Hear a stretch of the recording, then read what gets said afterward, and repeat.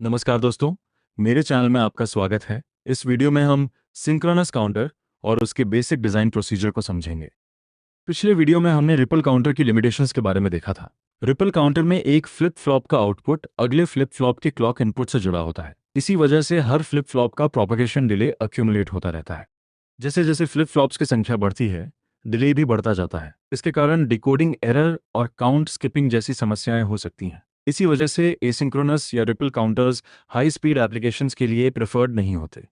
इस समस्या को सिंक्रोनस काउंटर का उपयोग करके दूर किया जा सकता है। सिंक्रोनस काउंटर में सभी फ्लिप फ्लॉप्स को एक ही समय पर क्लॉक सिग्नल मिलता है। इसी वजह से डिले की समस्या काफ़ी कम हो जाती है और काउंटर तेज़ी से काम करता है।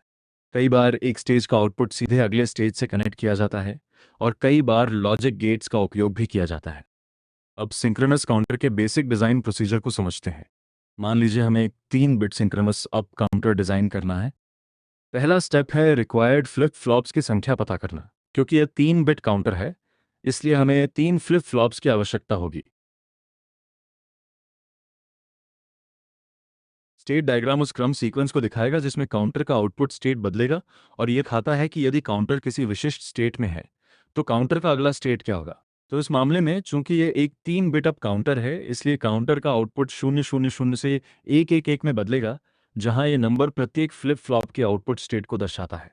तो इस 3 बिट अप काउंटर में हमारे पास कुल 8 अलग अलग स्टेट्स होंगे और जैसा कि आप स्टेट डायग्राम में देख सकते हैं, काउंटर का आउटपुट इसी क्रम में बदलेगा।